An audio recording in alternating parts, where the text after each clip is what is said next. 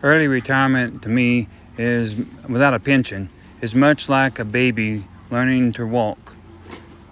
Oftentimes, you have to learn to crawl before you can walk, and even when you start to walk, you will often fall.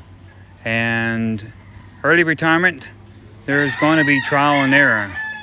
You're going to have to learn to make mistakes, and even the best planning, even the best savings, there's always changes. What can apply to one area won't work for another. But you have to remember your priorities. What is it that you want to work towards? You want to retire and enjoy your life, right? I was once told, nothing ventured is nothing gained. Good morning, everyone. Hope everyone is doing good. Today is finally a clear, sunny sky. There is some, cloud coverage over in the distance. It looks like it may rain later on this afternoon. I'll flip the camera around and let you see.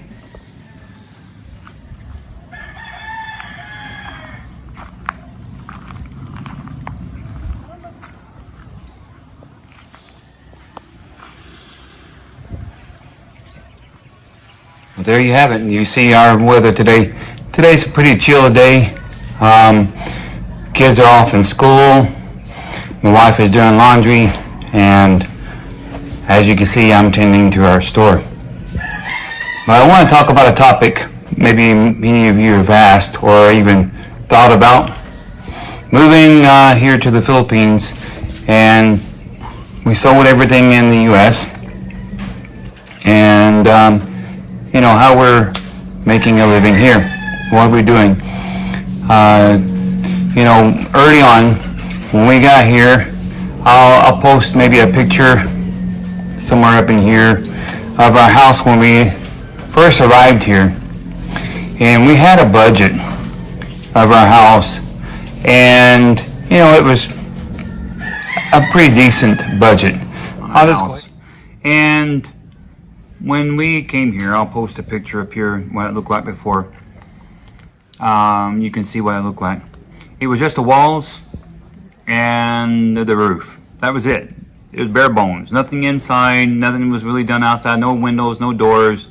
Certainly was by no means finished. But we were already over budget when we got here. Now, of course, during the pandemic, the cost of materials, the cost of labor went up. So we kind of expected it to be over budget, but we went way over budget on our place. And so that was one of the problems of this. Now, we have a beautiful house, nothing wrong with that. And it is what it is. So now we move on. So early on, I knew that I wanted to get an income coming in here. And as a foreigner, it's very hard to get an income here. Locals, yes, of course. But the locals only make, in my area here, about 250 to 400 pesos a day. So you're talking about $5 to $7 a day. Certainly not very much. So that goes into factoring what we can do for business here. As a foreigner that doesn't have a permanent resident status, you're not allowed to work here in this country. But your Philippine spouse is, of course. And typically, your spouse can start a business, and you can fund that business. Now, after I get my permanent residence cleared, then I'm allowed to work here. I looked at getting a job as a nurse here, and the job was going to offer me, if I could qualify, first of all, was going to pay me 45,000 pesos a month. So that would be roughly about $700 a month. Certainly not worth my time and risk for my license and things like that to work here in a foreign country. And nursing here is totally different than in America. In America, you have more autonomy. Here in the Philippines, not so much. From what I've seen in healthcare, doctors do everything. They do all the treatments and all the care. But correct me if I'm wrong in the comment section, but from what I've seen, nurses don't have the autonomy like they do in America. And certainly the pay is a lot more in America than here. So is the cost of living, of course. But I decided it was not going to be feasible for me, even after I got my permanent residence, to work as a nurse here. Maybe they'll make more in the bigger cities. I don't know. I couldn't imagine them making a whole lot more. But even in the bigger cities, Filipinos here, such as nurses and teachers, they can typically make maybe around 15,000. I know my wife, when she was working as an office manager, she was making around 15,000 pesos a month. And that's been a few years ago up in Makati. I'm sure the pay is going up.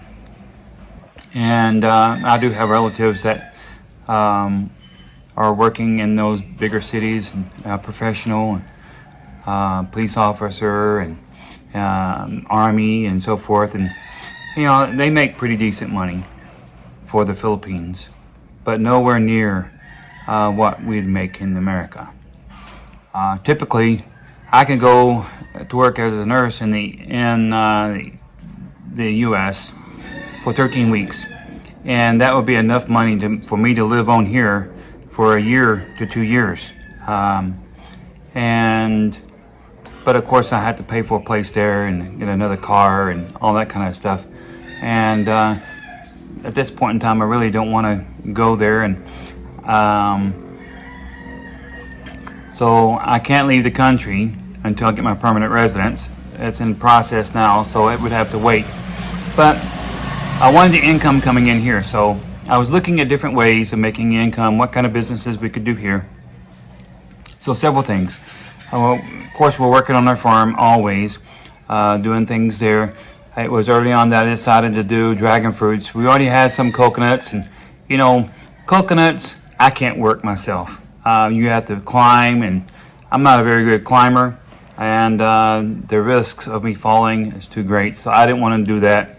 But I mean, yes, you can hire somebody to take care of it for you, and it's a coconut farm is pretty lucrative. But when it comes to the idea of doing dragon fruits, I was all game for that, and so I wanted to do the dragon fruits, and we'll get into a video on that in the future. But they're easy to maintain, easy to harvest, and that's pretty lucrative. So don't know how much it's going to be my first year, because my first year will be coming up in February, March. We planted it in January of 24, and so toward the end of the month, and so it should start producing some fruit this next spring. So we'll see. But right now it's not producing anything, but it is an investment. But I thought about doing chickens, egg layers, because I love eating eggs. I'm a big egg eater myself, and buying eggs here is not that expensive, although it's not organic. But for 30 eggs, I can get it anywhere from 230 to 260 pesos for large eggs. They're depending what's available and how big the eggs are, but they're white, and I like organic brown eggs, and I've been eating that for many years, and so I like brown eggs. So I bought some chickens, and I mean, we have 12 hens and a couple of roosters, and so I like eating it. And I thought about getting into egg laying business, but by the time you factor in all the feeds, the care, the sicknesses, the diseases, the vitamins, and how much time would be involved, I quickly learned that it was not something that I want to get into. To get into that type of business requires strict rules to follow, not from the government, but in taking care of them. Disinfecting this and that, making sure no one goes in that shouldn't be in there. It's a lot of different things to go into taking care of chickens, because diseases run rampant here, and they can wipe out your entire flock pretty quickly. And so there goes your investment. Certainly something that I really didn't want to get into. We got into buying piglets, and then we got a mama pig, and it's producing a little bit of income, but there again, not a lot. Maybe in the future we can expand on that. and maybe make a little bit of money. But then we thought about the store. I opened up the store here. We were thinking about doing parts business and doing motor parts. There's like parts for motorcycles.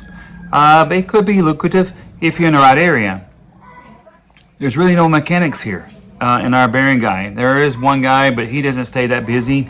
Most everybody goes to La'ak, and there's a lot of mechanics there, a lot of parts stores there, and certainly up in Tagum there's parts store there. But to get into a parts business, you need at least an investment of about 20,000 US dollars, about $1,000,000 pesos, to really get started in the business. And that's a lot of investment for me. I didn't want to put that in there and then not be able to do much because I didn't have a mechanic, and I have a couple friends that are mechanics, but they have their own business set up already. And so the likelihood of me getting something here and getting enough business is a big risk I didn't want to take, and lose all that kind of money. So then my wife and I thought about doing the pizza business with like a snack can and shakes. So we started that, and for the first few weeks, it was good. We had a pretty good business going on. And there was a lot of work making pizzas. I made everything fresh and by hand, but finding cheese, sourcing the cheese, and sourcing the other stuff like pepperoni, it's very hard here. It's not very easy to find. You're looking online, and most everything is in other islands, Batangas or Manila or Cebu, or something that's certainly not close to us. And in Davao there was a few places I found, but driving there is expensive to go get your product and then drive it back. Having it shipped here, we wouldn't be enough. Our business wouldn't be big enough to pay for a company to be shipping all that here. So it wasn't really feasible. And then your product, you have to worry about storing it and expirations, and so I wasn't really selling enough to not have to worry about my products going bad. And certainly finding cheeses here is very hard. Yes, there's eat-in cheese, and yes, there is cheese melt, but those are fake cheeses, and it's not very tasty. I don't like those cheese. I did not want my name associated with those type of products. I'm a cheese connoisseur, and that's not cheese. Sorry. I don't want to offend anybody, but I don't like that cheese. I like mozzarella cheese, and so, and like I said, it's hard to get here, and so, but I really didn't make sense for me to continue. My wife was doing good with her shakes, but there again, it depends on the time of day and the weekend, the weekday. It was pretty labor intensive, and she had to be available when the kids were off, because those are most of the ones that were buying the shakes. And so she still does it. I still do the pizzas, but I don't sell very many, maybe a couple of them a week. So not very much. Not really worth my effort and time. So we opened up the Sorry store, and it does okay. Anyone can sit here. Our kids can sit here. It doesn't require our full attention, and we make a little bit of money, but I mean, it's nothing to write home about. Certainly, we don't even make what an average Filipino would make in a month here by our Sorry store.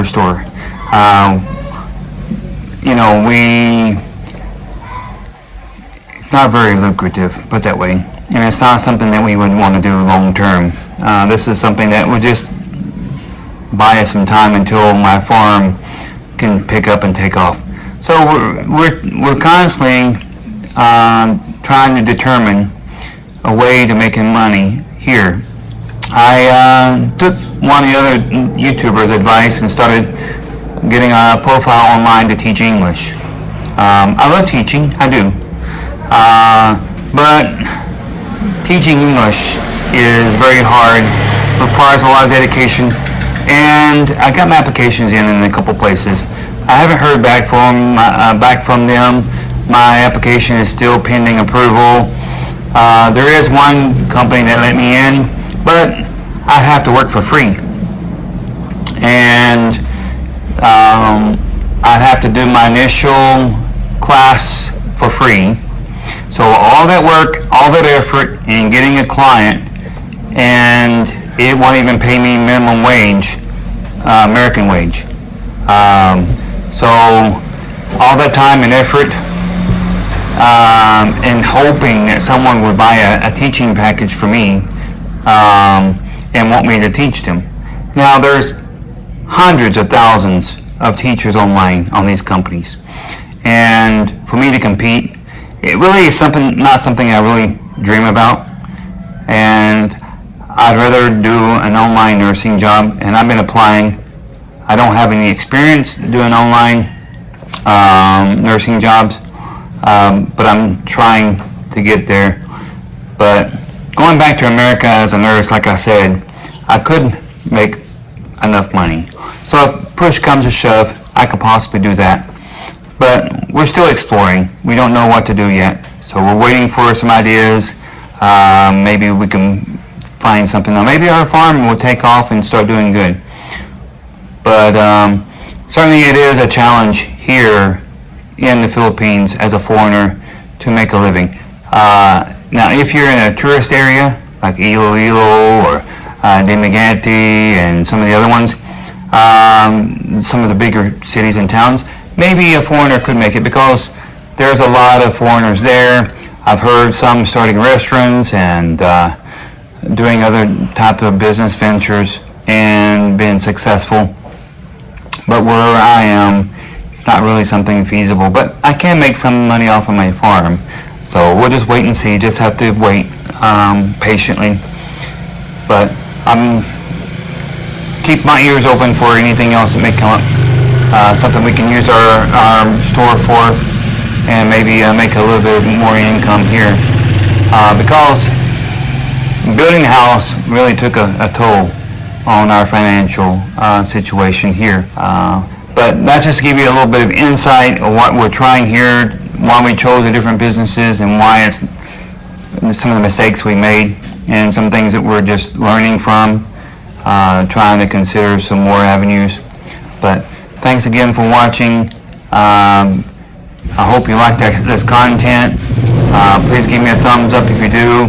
Please think about subscribing if you haven't already, and